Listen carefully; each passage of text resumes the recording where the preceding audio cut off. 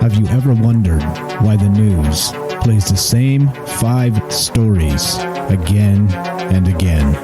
Let me give you a little hint. Brainwashing and repetition is the most basic form of brainwashing. Join me as we look at the news cycle and talk about why the mainstream media is so gutless and afraid to report the truth.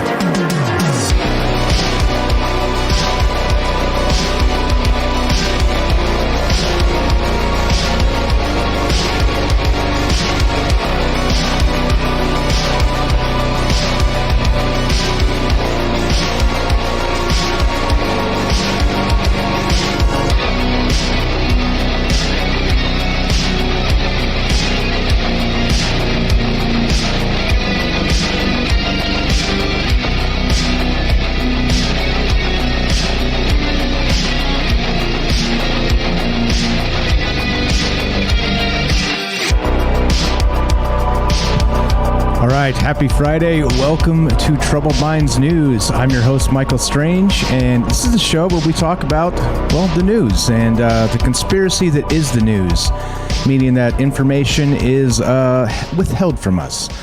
Information is twisted, spun, and respun, and then fed to us like it's some sort of truth, when actually it's just a bunch of BS lies that they want us to believe for their own political gain. And who do I say by they? Who is they?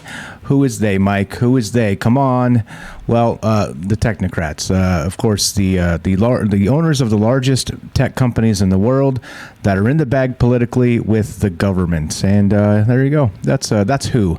If you're wondering who, that's who. And again, like all the fact checkers you see, they're fake. I mean, even the fact checkers are fake. You see the stuff where they say, oh, yeah, this is mostly true, right? And it's not at all. They have to take some stupid one little line out of the statement and say, well, that little bit is mostly true, but the rest of the statement, we're not going to touch that because, well, clearly that's false.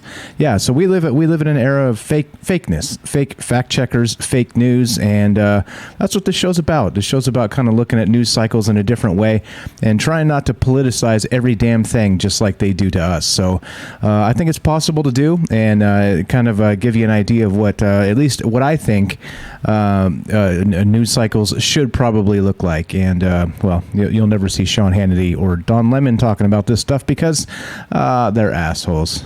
They're assholes.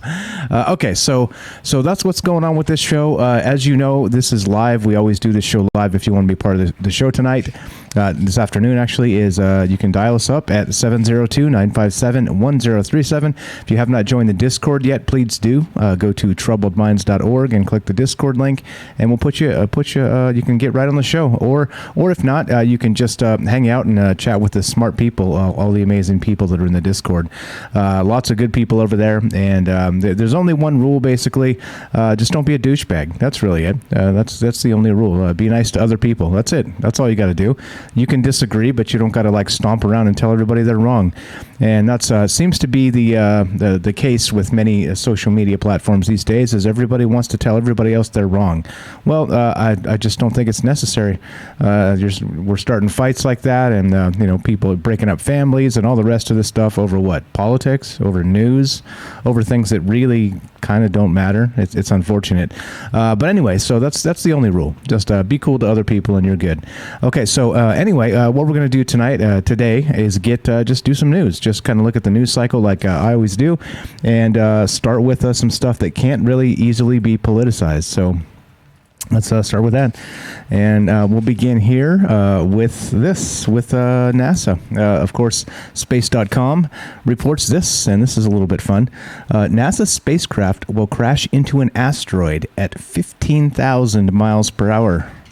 Will it make a dent? Maybe. So the mission, called the Double Asteroid Redirection Test, or DART, is scheduled to launch at 10:20 p.m. on November 23rd, and it could help the world space agencies figure out how to divert potentially lethal asteroids from impacting Earth, according to a NASA statement. DART will test an asteroid defense plan called the kinetic impactor technique, essentially shooting one or more large spacecraft into the path of an oncoming oncoming asteroid in order to change the space rock's motion.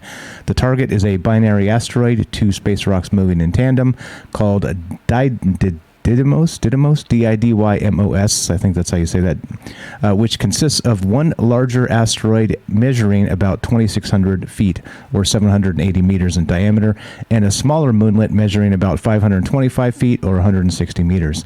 So, quote, it will confirm for us what the viability of the kinetic impactor technique is for diverting an asteroid's orbit and determine that it remains a viable option, at least for smaller-sized asteroids, which are the most frequent impact hazard, Lindley Johnson, NASA's planetary defense officer, told Live Science sister site Space.com earlier this year. Now, notably, I like how this individual's title, Lindley Johnson, is NASA's planetary defense officer. Can you imagine having that as your title? Like, what do you do? Oh, I'm the planetary defense officer. The marshal's in town, and the planet is safe. Yeah, pretty cool. Anyway, so this is exactly the type of thing that probably should have been tried a long time ago. Am I right? I mean, if we were sending stuff to the moon, well, why wouldn't you try and create these impactors that will bump asteroids off course? Why the hell not? Seems like they're late. It seems like they're late to that equation, and it makes me wonder what they've really been doing in space. Yeah. There you go. What if they accidentally divert the asteroid and years later it hits us anyway? And that's a hell of a question because, what's up, Matt?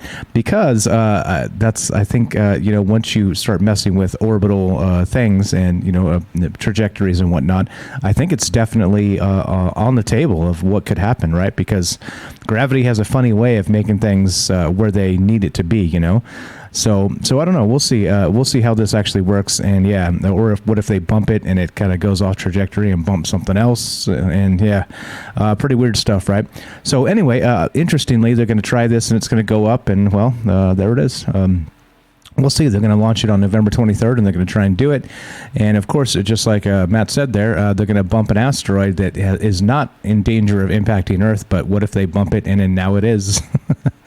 Oh, boy. Wouldn't that be so human of us to just cause a problem where there was no problem prior? Yeah.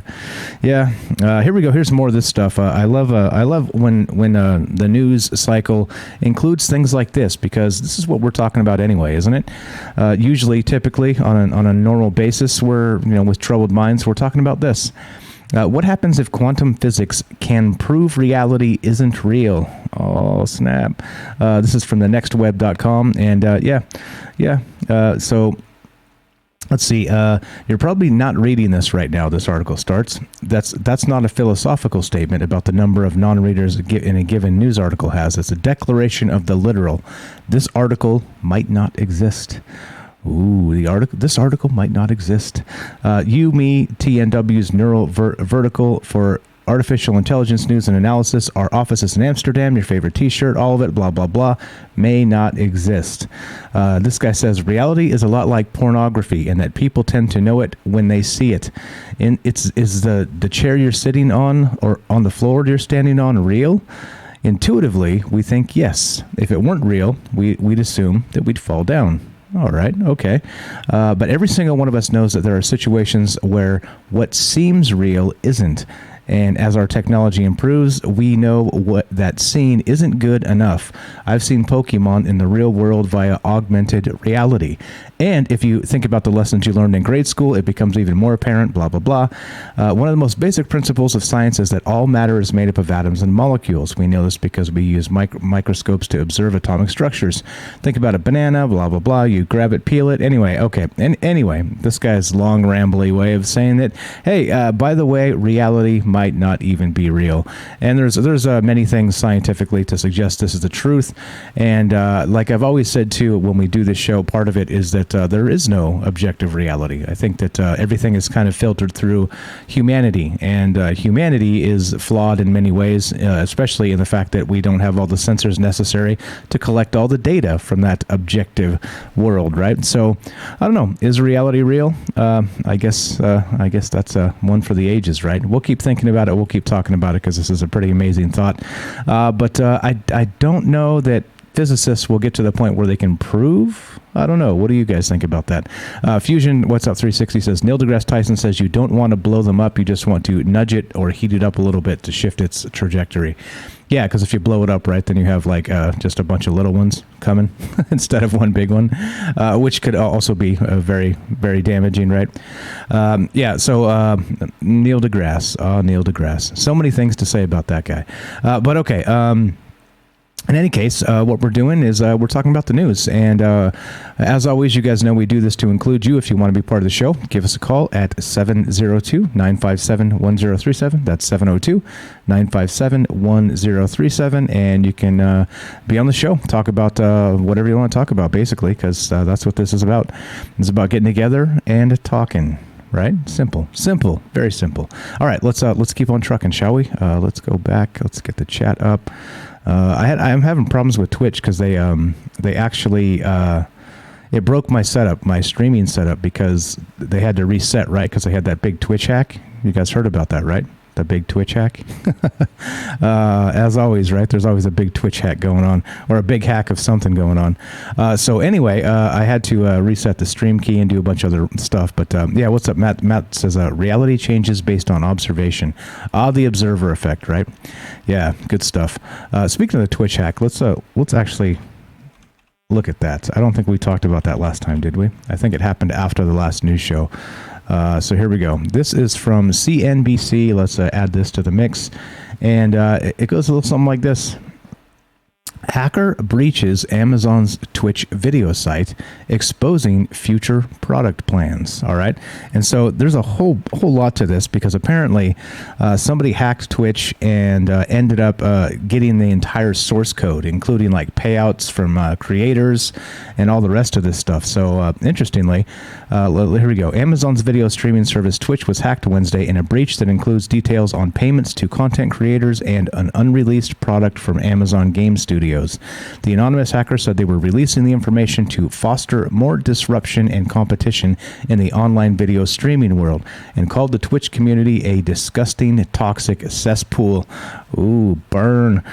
In a post to the anonymous message board platform known as 4chan, Twitch confirmed the hack in a tweet, but did not provide details on the extent of the hack and what data was obtained. Apparently, all the data was obtained, which it's not a good thing, right?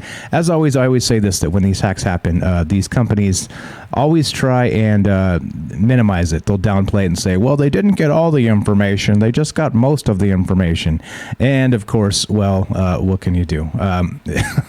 So what's up, Gibby? I see you there. Yeah, I mean, it's unfortunate, but this is the world we live in, and everything is going to keep getting hacked. Like I said, if you can build it, you can hack it. And so this was kind of unprecedented, and they got the entire source code and probably bank account information for people that are creators on Twitch. I'm sure there's all kinds of stuff that they got that they're not saying right now, which is again pretty horrific. If you can hack everything down to the bone per se, or down to the digital skeleton, then that's a pretty significant hack. And that just happened, literally just happened. So this past week, a few days ago, and it's the fallout is still a thing. So when I tried to log on to Twitch right now and start streaming, everything was broken. So I've got a halfway setup here because it's broken. I had to, yeah. Anyway, so there you go. That's the news on Twitch, and like I said, they literally got the entire source code for everything. And that's pretty terrifying. If this is the rate hacks are going to go, then welcome to the Thunderdome, right? So yeah. Let's see where we're at time wise. We're good. All right. Okay.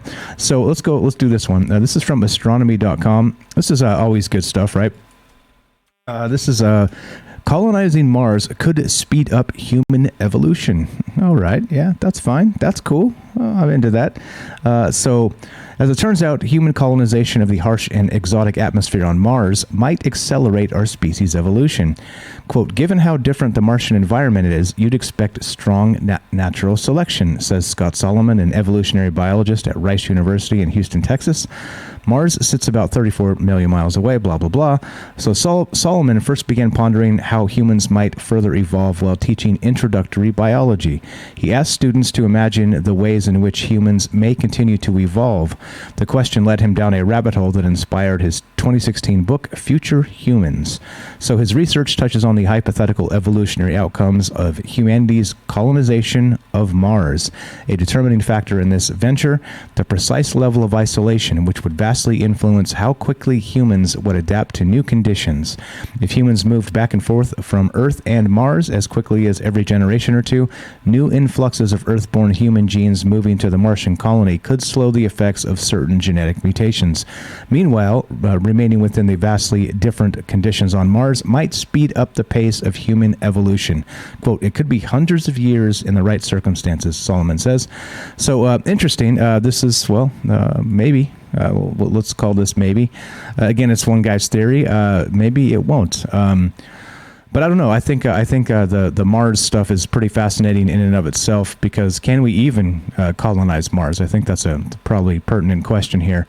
Elon Musk thinks we can, and he's accomplishing a lot of things other people say they wanted to and couldn't do. So do we believe Elon here, or is it going to be very much like the original,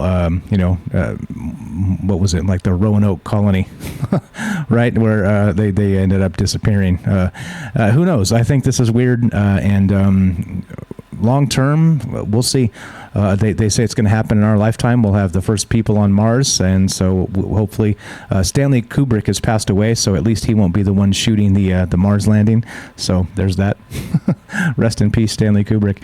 All right, so what else do we got? Are we at time-wise? All right, let's take a quick break and get a word from our sponsor, which, of course, is you. Are you digging the show? If so, you can support us quite easily and at no additional cost to you if you already have an Amazon Prime account. Since we stream on Twitch every day, all you have to do is link your Amazon Prime account to your Twitch account, and they give you free games on a monthly basis for your personal use, and also a bonus $5 a month to send to your favorite streamer as a way to bring more people to Twitch. And all you have to do is sync up to 2 accounts and click subscribe. Thanks for considering us.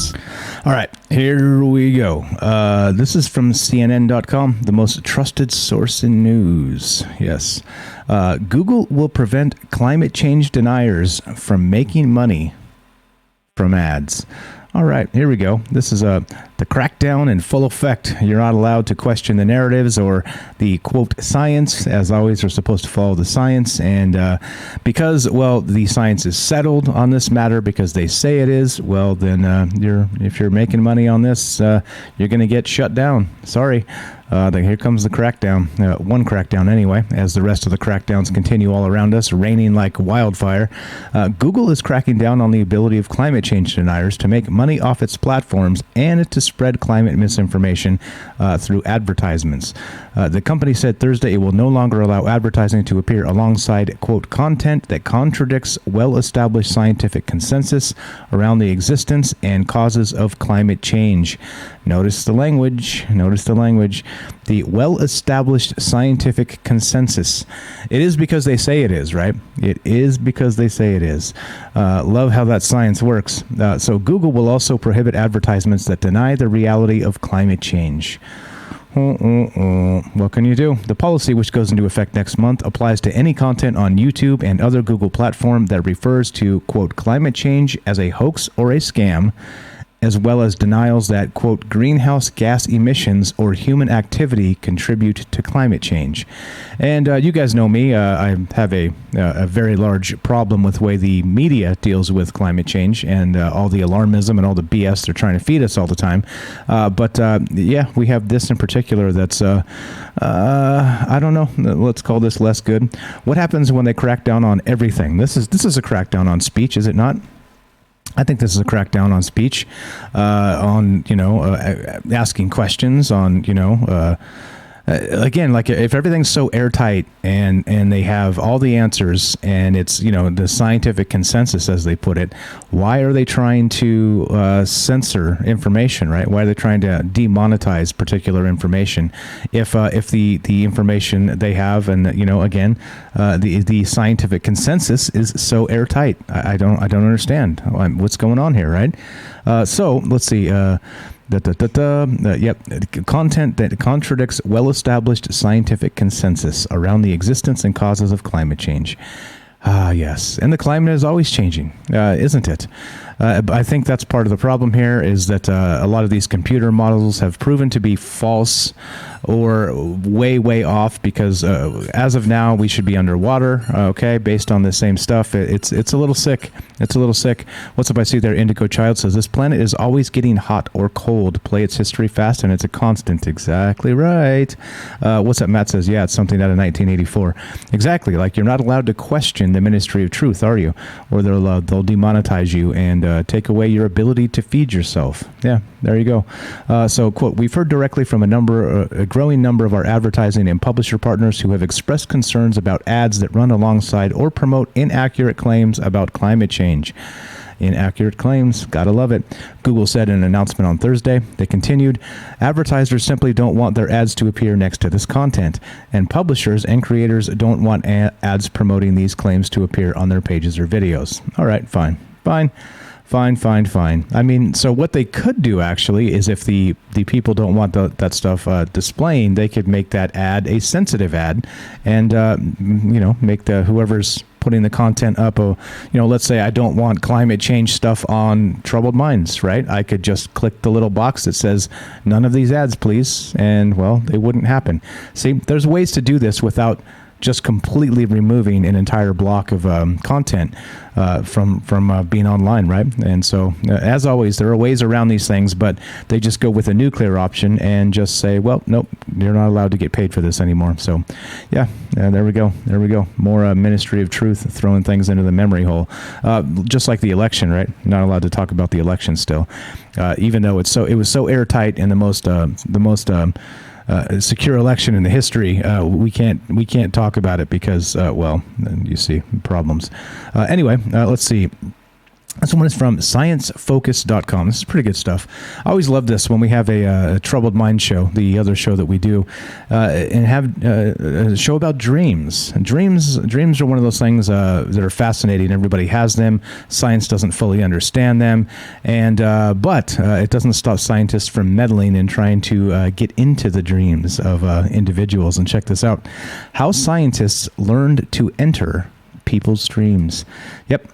Billionaires are jetting themselves into space, and quantum computing lies around the corner. Yet one of the most familiar and everyday aspects of human nature remains frustratingly tricky for scientists to study. Dreaming. That's right, dreaming. Theories abound, but the truth is we don't really know much about why or how we dream. A major hurdle for scientists has been the fact that when people are dreaming, they're largely closed off from the world. At least that's been the assumption for a long while. So researchers have resorted to asking people upon awakening what their mind was doing while they were sleeping. But that's a sketchy and unreliable approach. So, of course, enter, the dream police. Quote, memories of dreams can be missing some parts of dreams and can be distorted and incorrect. So that's all we have to the dog. So if that's all we have to go on, then building a solid science of dreaming will be difficult, says Dr. Ken Poller, a psychologist and dream researcher at Northwestern University. What would change the whole dream research landscape would be if there were some ways to communicate and interact with someone while they were dreaming. It sounds far-fetched, like something out of the Christopher Nolan movie Inception, but in a significant breakthrough, that's exactly what an international team of researchers led by Poller and Karen Konkoly, also at Northwestern University, managed to achieve. The work, which is published in the journal Current Biology in April 2021, opens up the opportunities for scientific explorations of dreaming considerably, says Poller. We now have ways to learn about dreaming. So there you go. Of course, you'd have to volunteer. They're not going to just sneak into your dreams, boogeyman style. But pretty fascinating that they're able to actually hook into this lucid dream state and be able to supposedly communicate with people who are dreaming while they're dreaming. So neat, right? Super cool. Pretty soon, what's the next step? They're going to be able to record your dreams and then use them against you in court. That'd be pretty hot. Yeah, that's probably on the way. What else do we got? Hanging out. You guys want to be part of the show? 702-957-1037. That's 702-957-1037. And you can join the Discord at troubledminds.org. Click the Discord link. It's right there on top. You cannot miss it. And the phone number is there as well. Okay, so here's what we got. We got this right here. Let's keep on trucking. This this is, what is this? Oh yeah, more of this. It keeps coming. A friend of mine just texted me this morning, and said that they're mandating vaccines at his work. And he says probably, it sounds like from just talking to people, about 25% of the workforce is just going to up and quit. And so, yeah, that's what's going on. What's up, Jay? I see you there, buddy. So the thing is this, right? This is from CNBC, and we will comply. Spirit Airlines CEO prepares staff for federal COVID vaccine mandate. And yep, this is what's going on. Like I said, a friend of mine said that about 25% of his staff is going to quit, is just going to bounce and say, no thanks, I'm not taking this, I'm out of here. I'll find something else to do. So Spirit Airlines CEO Ted Christie said on Friday told staff to get inoculated against COVID-19 ahead of forthcoming federal vaccine mandates for large companies. President Joe Biden last month said the government will require companies with more than 100 employees to mandate vaccines or regular COVID testing for staff. Yep, and this is what's happening. Quote, the federal government has made it clear that COVID-19 vaccination or testing requirements will be mandated for companies with more than 100 employees, and we will comply with that order, Christie said in a staff email, which was reviewed by CNBC. Why companies with more than 100 employees? Because science, guys. Because you have to follow the science. Because that makes perfect sense, right? So if you work at a company with less than 100 employees, there's no COVID risk at all, is there? Well, I don't know. I'm just kind of wondering what the hell's going on with this. Why it's like, is it a mandate or is it not? Oh, it's a mandate for some things, but not other things. Like always, right? Like you can wear a mask except when you're eating or smoking, right? I mean.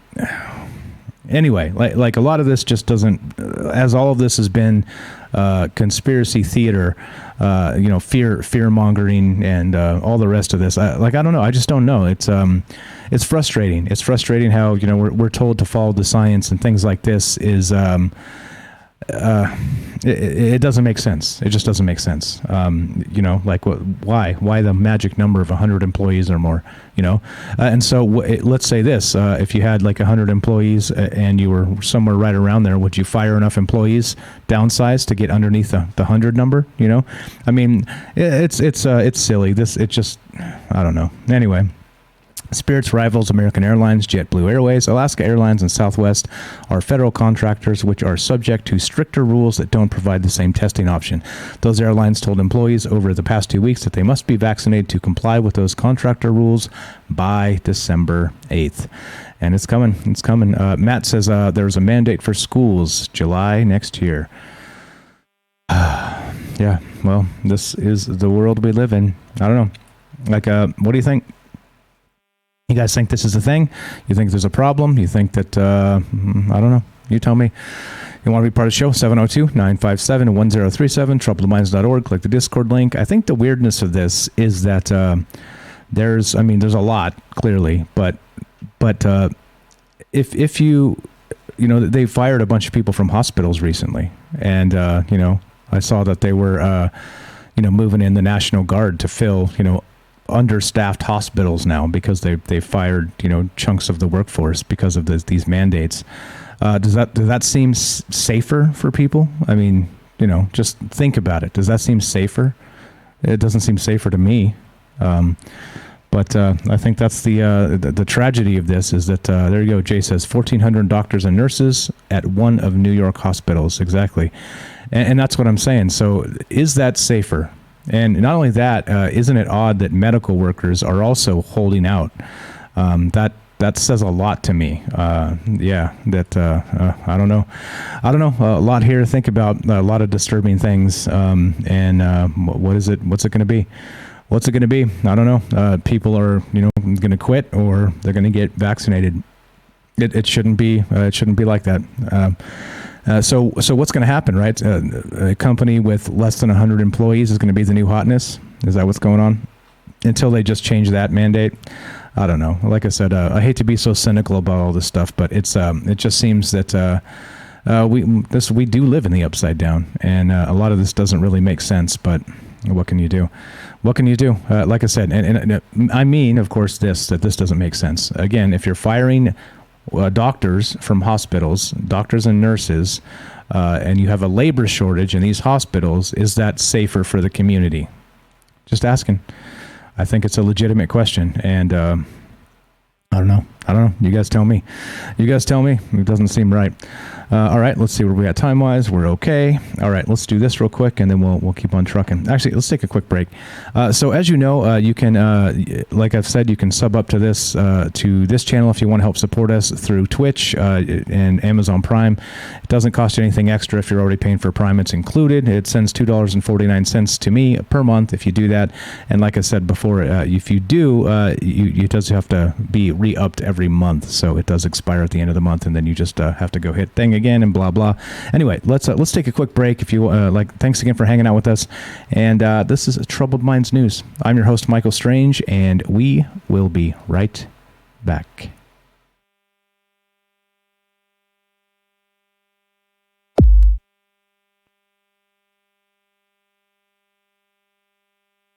All right, welcome back to Troubled Minds News, and we're just talking about the news. We're talking about the conspiracy that is the news and how the fact checkers are fact checking the wrong things.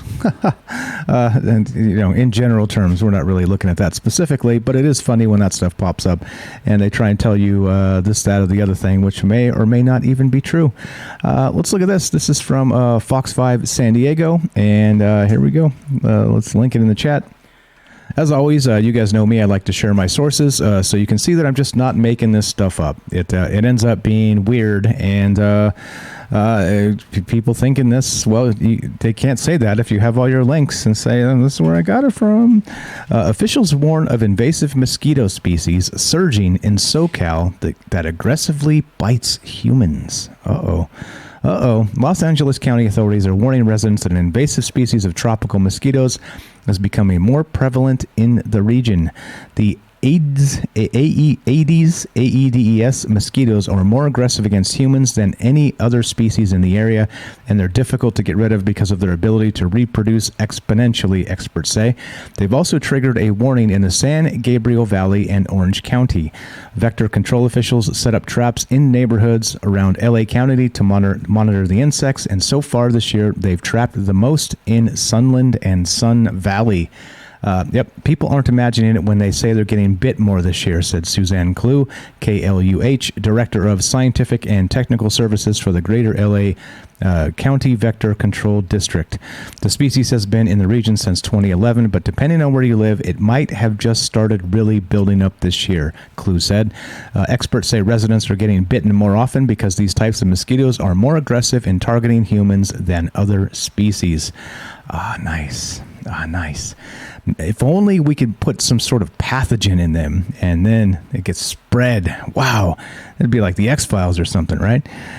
So while other species prefer birds, these new mosquitoes prefer to bite people, Kluh said, and they are daytime biters. So in the shade and people's backyards, they bite people all day long. Seems like that should be a song, right? Mosquitoes biting me all day long. Yeah, the Aedes are also very difficult to get rid of because they can lay hundreds of eggs in tiny bits of standing water as small as a bottle cap, Kluh said. So the insects are also capable of transmitting viruses like dengue and yellow fever, but so far there's been no evidence of such activity in LA County, officials said. Not yet, but there you go. We've got a extremely aggressive, going after people mosquito outbreak in Southern California. California. It is the best, is it not? Let's keep on trucking. Let's talk about this. As you guys know, 702-957-1037 if you want to be on the show, and we'll put you on the show. Let's see. Make sure we got no calls here. I think we're good. All right. Most people call the other show, not this show, but you're allowed. You're totally allowed. We have an open phone line and the Discord. Actually, am I in the Discord? I don't think I am. Now I am. There you go. All right. See? Okay. So anyway, this is from CNBC, and this is, yep, you guessed it, Havana syndrome. Back in the news. Attacks have stepped up in their brazenness, says national security expert. All right, here we go. This is Frank Figliuzzi, a former assistant director for counterintelligence at the FBI, called for greater coordination within the U.S. government to combat the growing number of mysterious sound wave attacks against Americans, dubbed as Havana syndrome. Quote, I still don't see the kind of coordinated cross-agency government-wide approach to this where there's a central medical review that's done no matter which agency you're from, if you've been impacted. And look, these attacks have stepped up in their brazenness, Figliuzzi said. He's an NBC News national security analyst, gave examples of the increasingly flagrant attacks against high-ranking U.S. officials. One attack occurred during a trip to India in September with CIA Director William Burns.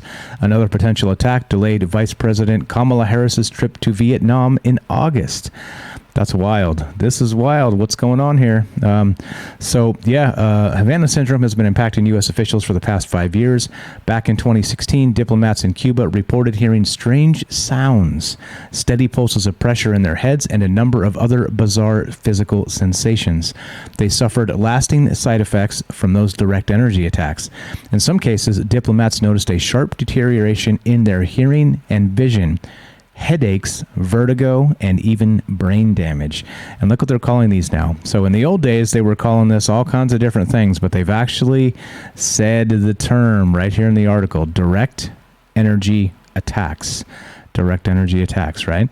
So what does that mean? What does that mean? Is this sci-fi? This stuff's terrifying. Like we've talked about this in the past. If you have this weapon that it can go unnoticed until it's too late and you wake up with brain damage, that is horrifying. And who knows how big the scope of this is. They're saying it's happening all over the world, and it's happening against military, against diplomats, again, not just American, but Canadian, and it's scary. This is scary stuff. So here we go. The White House reportedly sent a warning to U.S. personnel that Havana syndrome is serious, widespread, and poses a real danger to American diplomats and intelligence officers, both at home in the U.S. and abroad. At home in the U.S. So, no, that's not good. So, quote, we've got to get to the bottom of it. We've got to have discernible medical records that say, yes, you were attacked, and we need to lay hands on who's doing this, Figliuzzi said. The White House did not immediately respond to CNBC's request for comment. And, this is direct energy weapons, they're calling this. Remember, there was a thing that I saw an article recently, too, that went back to that old idea that, it's just crickets. It's crickets causing this effect, right? Yeah, sure, buddy. That sounds totally legit. Crickets are causing this. I don't know, but it is a terrifying aspect of the world we live in. And again, if they're saying that you're not safe in the continental United States, then what's going on with this? Who's doing this? I think that's the weirdest part, and it kind of makes me suspicious of what this device is. How come the government says they don't know anything about it? It almost seems like it's a test being done on, I hate to say our own people, but I hate to say it. But yeah, what's up? Let's see. Imagine getting killed, death by a mosquito. Yeah, you're right, Matt. Imagine getting brain damage just by doing nothing and staying at home. Havana syndrome. All right, going to keep on trucking. Looking to talk to you guys. 702-957-1037. Here you go. Let's keep on trucking. ARS Technica reports this. Yeah. It gets better, doesn't it? Nuclear security helicopter scours Boston Marathon route for radiation. This morning, the Department of Energy helicopter buzzed above cities and suburbs in eastern Massachusetts, scanning for radiation in advance of the 125th Boston Marathon. The sweep is part of security preparations to help first responders pinpoint possible dirty bombs and other terrorist activities before they claim any lives. Holy crap, huh? The flight started with a thorough scan of the starting line in the western suburb of Hopkinton before flying along the 26.2-mile route to the finish line in Boston, where the helicopter performed another comprehensive survey. The craft flew at low altitude the entire time, dipping below 100 feet on several occasions, according to FlightAware. FlightAware is a pretty fantastic website if you guys haven't checked that out. So the twin-engine Bell 412, tail number N412DE, is operated by the National Nuclear Security Administration, a division of the Department of Energy that are responsible for everything from non-proliferation to maintaining the nation's nuclear stockpile. The helicopter is part of the agency's aerial measuring system, which routinely performs radiological surveys before major events, including presidential inaugurations, Super Bowls, and New Year's Eve celebrations in Las Vegas. The NNSA will fly additional surveys in the Boston area over the next 3 days, including Monday when the marathon will be run. Today's flight is intended to develop a map of background radiation sources, which will help the helicopter and other ground-based sensors detect any unusual radiological activity on race day, including so-called dirty bombs. They use traditional explosives to scatter radioactive material. That's pretty terrifying, isn't it? Dirty bombs. And not just dirty bombs. A dirty bomb is actually a nuclear thing. It's a radiation attack. It's not good. I mean, great they're looking out for this, but again, like what a sick world we live in when we're talking about this type of thing, right? We're talking about it's not good. It's not good. What's up, Rivers? Says, don't they just have the malaria vaccine this week? They might ask you to take it for this. Yeah, right? Yeah, for the mosquitoes, yeah, and maybe for the dirty bombs too. Who knows, right? Because follow the science. Yeah, totally. Here we go. You want to trigger me? Well, let's talk about taxes, shall we? That whole Panama Papers thing just came out, which we'll get to in a sec. But let's start with that actually. So this is it. U.S. This is from the Guardian. The Guardian, one of the other most trusted sources in news. And then we'll go to the BBC, our other favorite. U.S. proposes crackdown on financial enablers in wake of Pandora Papers. Oh, you mean the tax loopholes that you wrote into our own tax system aren't legitimate? Well, why don't you change them, legislators? What the hell's wrong with you? U.S. lawmakers, note the term lawmakers, well, change the tax code, are proposing legislation that would force trust companies, lawyers, and other financial middlemen to investigate foreign clients seeking to move money and assets into the American financial system. The bipartisan bill was proposed in the wake of the Pandora Papers, a leak of 11.9 million files from 14 different offshore service providers around the world that revealed how the global elite used tax havens to legally avoid paying billions in taxes.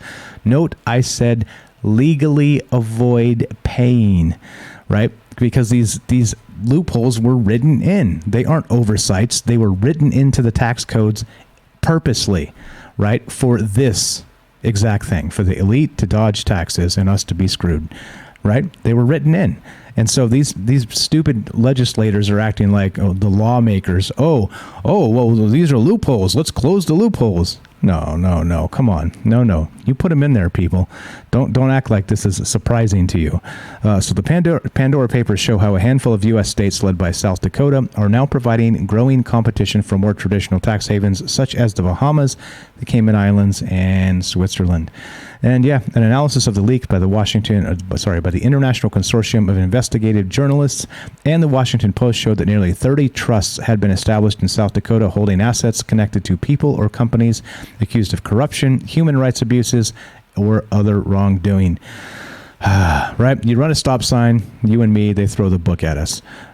Human rights abuses, well, they let you have tax havens and run amok all over the world, right? I mean, this is the craziness. This is the upside down that we live in. It doesn't make any damn sense. And well, yeah, here we are. I don't know. What do you guys think about this? 702-957-1037. And let's get one more break, a word from our sponsor, which is you, and we'll keep on trucking and finish this sucker up. Let us go. Are you digging the show? If so, you can support us quite easily and at no additional cost to you if you already have an Amazon Prime account. Since we stream on Twitch every day, all you have to do is link your Amazon Prime account to your Twitch account, and they give you free games on a monthly basis for your personal use, and also a bonus $5 a month to send to your favorite streamer as a way to bring more people to Twitch. And all you have to do is sync up to 2 accounts and click subscribe. Thanks for considering us. Okay, BBC News reports this. Nations agree to 15% minimum corporate tax rate. Oh, I see. That'll fix all this, won't it? That'll fix their wagon. That'll put these businesses, these multinational corporations in check, these tax dodgers. This will fix everything. Oh, well, if you don't change the tax loopholes, it won't change a damn thing, by the way. But what it will do is it will tax small companies that don't have the means to pay these international lawyers to run their shit through the tax loopholes, right? Some 136 countries agreed to enforce a corporate tax rate of at least 15%, as well a fairer system of taxing profits when they are earned. Go get them. Go get those people making money. Get them. It follows concern that multinational companies are rerouting their profits through low-tax jurisdictions to cut their bills. Oh, how dare they? How dare they? It's such a horrific thing.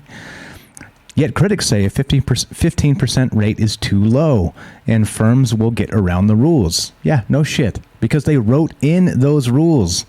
This is just the dumbest thing ever, right? When you get legislators, lawmakers, countries doing stuff like this, and they're not fixing the loopholes in their tax structures, well, whose fault is this? Let's be real. Whose fault is this? Yeah, it's their fault. It's their own damn fault. U.S. Chancellor Rishi Sunak said the deal would upgrade the global tax system for the modern age. Ooh, the global tax system. Nice. We now have a clear path to a fairer tax system where the large global players pay their fair share wherever they do business. Yeah, get them. Get them. Don't let them get away with those tax loopholes we wrote intentionally for them. Don't let them do that, right? So basically, they'll continue to do that, and the people that get smacked will be me and you, as usual, right? And this is the way this works. So again, right, you have a company over 100 employees. Vaccine mandates, right? You make a bunch of money. Well, corporate taxes, we're going to jack them up, and you can't get around it because you're not a multinational business with individuals like, I don't know, George Soros, right? Like you don't have just billions to sling around and pay tax cheat lawyers to help you tax cheat. So anyway, the Organization for Economic Cooperation and Development, an intergovernmental organization, has held talks on a minimum rate for a decade. Oh, see, this is exactly what I'm saying. It takes them a decade to decide they need a minimum tax. Okay, nice work, guys. But not a decade to actually look at the loopholes that have been allowed. It's dumb. The whole thing's dumb. Yet it said it did not seek to eliminate tax competition between countries, only to limit it. The floor under corporate tax will come in from 2023. Countries will also have more scope to tax multinational companies operating within their borders, even if they don't have a physical presence there. So you know what that means? It means everybody will move to the Isle of Man, or everybody, again, the double Dutch sandwich or whatever the hell they call it, where they move through Ireland. I don't know. Like there are tons of tax loopholes and things like this that, again, once you set up all the correct financial mechanisms corporation wise, then you dodge it, right? You just dodge it. It's stupid. It's like I said, this is why this pisses me off, because everybody wants to talk about the problem, in the news, but nobody actually wants to fix it. They think this will fix it. Are you shitting me? Come on. Like, if they don't fix those loopholes, well, it's going to continue, and it will continue, and that's that. This is a pretty cool one. This is from newatlas.com, and I found this last week, but Robert actually sent this as well. Robert, the author who wrote the book Stories from a Fractured Mind. Check that out on Amazon if you guys are into that. I'm reading the book. It's pretty good. New Atlas reports this. Brain cleaning sleeping cap gets U.S. Army funding. This looks awesome, right? This looks awesome. Yeah, everybody, okay, here we go. Okay, so in 2012, scientists made a huge breakthrough in the field by discovering the glymphatic system, which cleans out toxic waste products from the brain during sleep by flushing it with cerebral spinal fluid. Disruptions to sleep, and therefore the glymphatic system, have been increasingly associated with neurological disorders such as Alzheimer's. All right. Studying the glymphatic system could provide new insights into sleep disorders and how to treat them, but currently it requires big, bulky MRI machines. So the U.S. Army is funding researchers at Rice University, Houston Methodist, and Baylor College of Medicine to develop a wearable skull cap.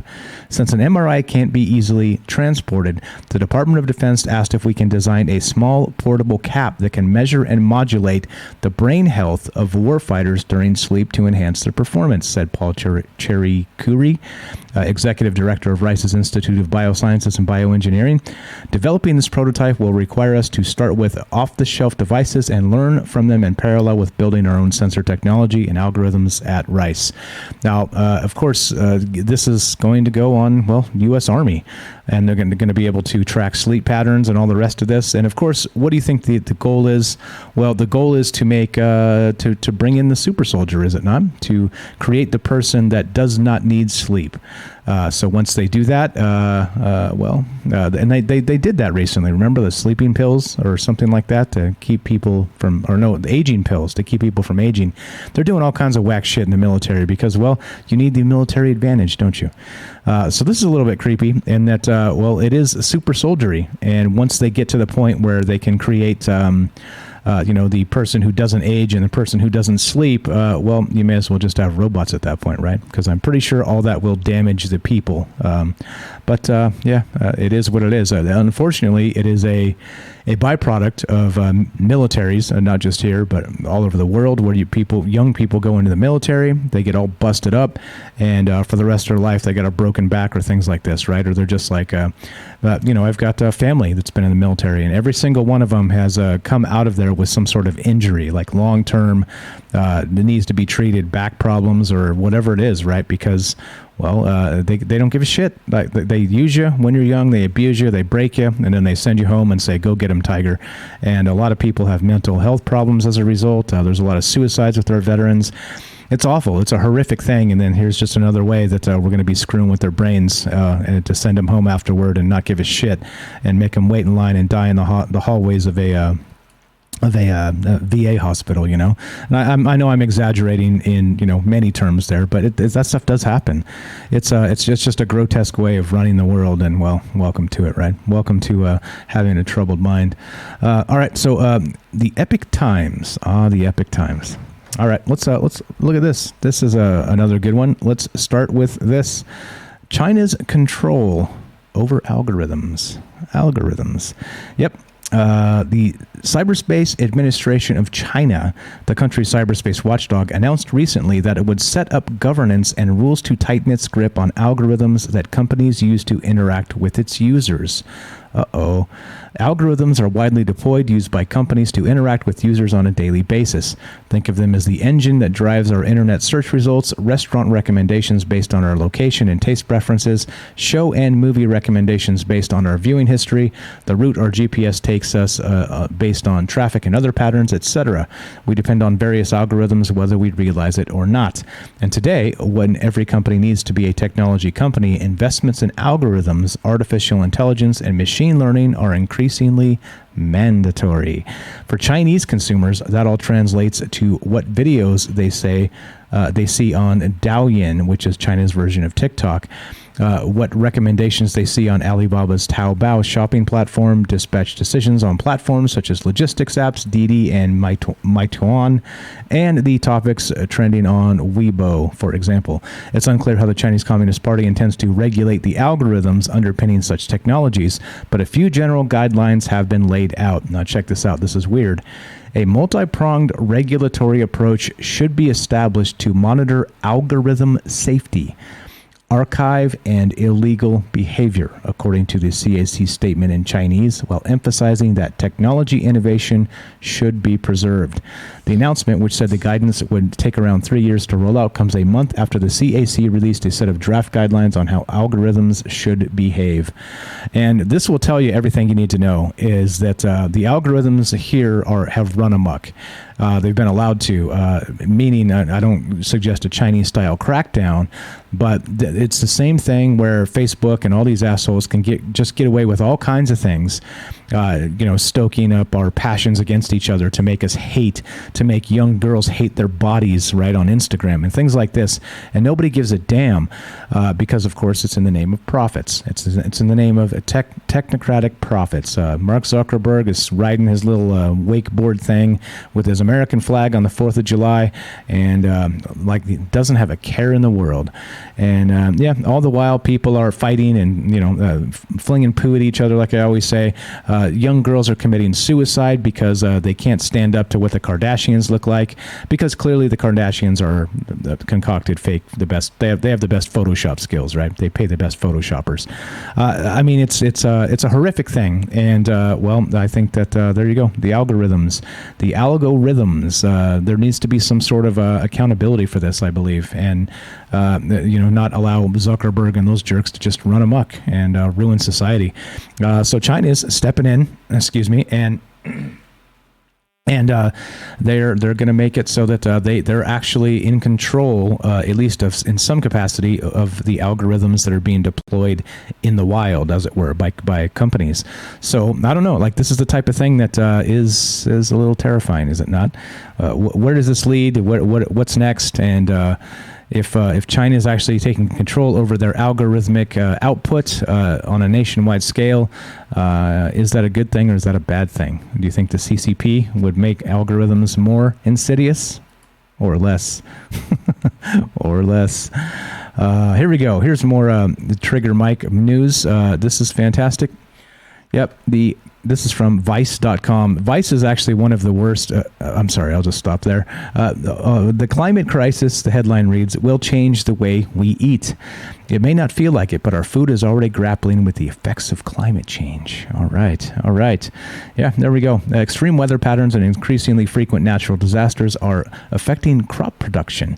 And all this spells inevitable changes to the foods and tastes that we have come to know and love. If you want to keep your morning coffee routine, wine nights, and daily rice bowls, here are a few reasons to care about climate change. All right. Below are some staples that may be irrevocably affected. Rice. Yeah. Rice, even when, let's see, because of rising sea levels, they say, salt water has been seeping into more fields around the world, turning the soil salty and making it nearly impossible to grow rice. Studies predict that coastal areas currently housing 1.3 billion residents will be inundated with seawater in the next 120 years. See what they did there? They keep pushing it out because you can't ever verify the next 120 years because we'll be dead by then. And so that's the trick, right? So remember when the climate alarmists were like, by the year 2015, all this shit will be underwater. Well, 2015 came and went, and there was none of that. So now they're going to push out their climate models to 100 years or so, and that way there's no way to actually verify it. So you have to continue whatever they say based on, the science. Follow the science, right? So since it didn't happen in 2015, if you say 120 years from now, we need to take action now, don't we? You see the game here? The game is clear. If you pay attention to what's going on, the game is clear. And again, I'm not saying this is completely a fake thing. I'm saying that when you start doing things like this and saying 1.3 billion residents will be inundated with seawater in the next 120 years, you're pushing the goalposts out so far that there's no way to validate it, right?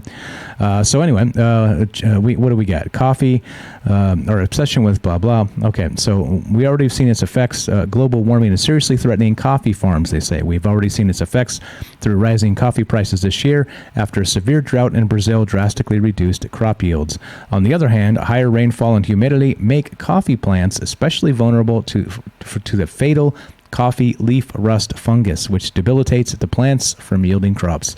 A coffee leaf rust epidemic that swept across Central America cost the jobs of 1.7 million farmers from 2011 to 2017. Anyway, whatever. Chickpeas, wine. There you go. Beer's not on the list. We're fine. Forget it. Forget about it. No, I'm just kidding. But yeah, I mean, this is again, right? Alarmism. I don't know.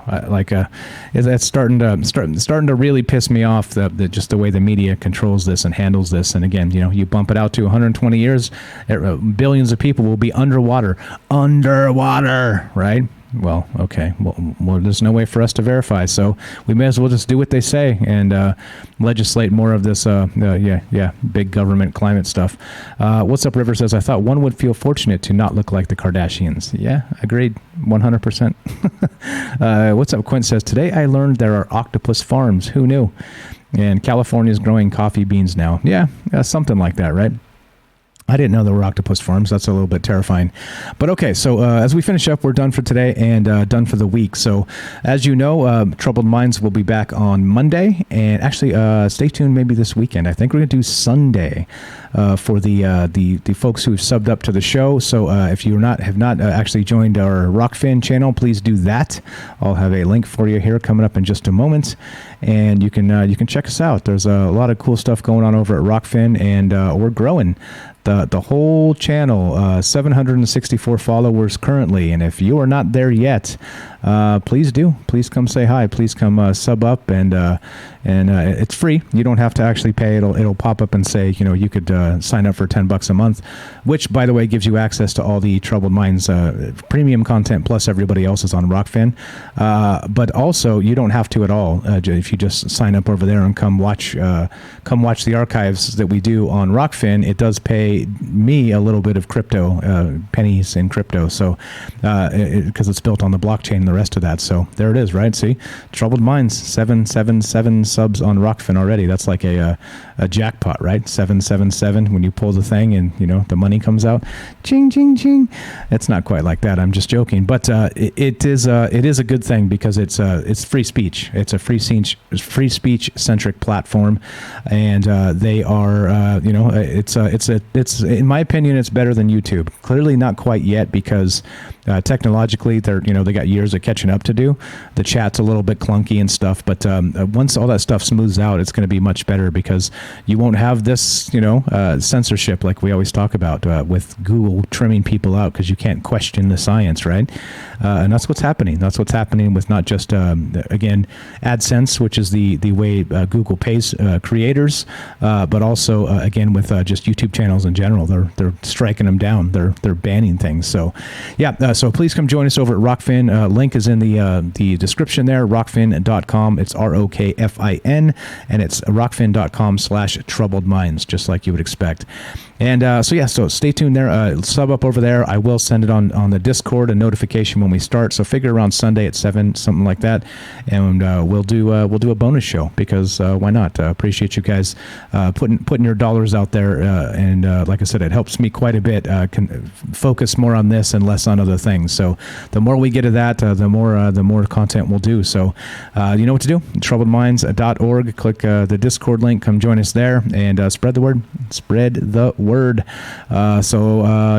Let's see. Actually, I got Rockfin up, so let's say thanks. I haven't done this yet, so we should probably do this because there's some folks who have subbed up to Rockfin, and let's say thank you to those guys, and then we'll keep on trucking. We'll get the heck out of here. Yeah, see, so earning more of the crypto just from people watching the streams, so that's good. So watch the streams over on Rockfin, and it helps. It helps us out tremendously. So if you're going to watch them anywhere, please do it there.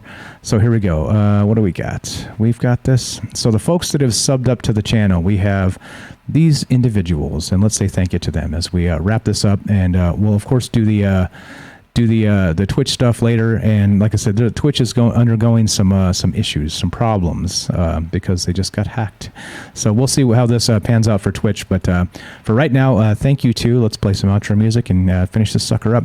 Thank you to, of course, Robert for pointing out and helping send an email to get us on Rockfin. Thank you to Jay in New York. Thank you to Vicky. Thanks to James Salcido, our good friend from Salcido Paranormal. Thanks to Matt in California, and our good friend AJ Dare, like I said, the silent partner of Troubled Minds. Appreciate that very much, guys. Those are our current active subs on Rockfin. Let me know if you have questions about that. I can help you. And please watch the archives over there because it does pay us just a little bit. Pay me just a little bit. And like I said, all the pennies add up. So I appreciate all you guys hanging out with us, spending your time with us. Like I said, I'm always honored by that. And as you know, don't be afraid. Just don't be afraid. That's the message of Troubled Minds. Just don't let all the fear of the media change the way you make decisions in your life. You make the decisions the way you see fit. And you're an individual and you deserve to be treated like it. So let's go. Let's wrap this sucker up and let's get the hell out of here. Appreciate each and every one of you. Thanks for listening. Thanks for hanging out. Have a fantastic weekend. We'll have a special Troubled Minds show exclusively on Rockfin on Sunday at about 7 p.m. Pacific. So join up. Click all the things and get your ass over there and come say hi. If you haven't been on Rockfin yet, we'll see you there. For now, have a fantastic Friday and a nice weekend, guys. We'll see you on Sunday.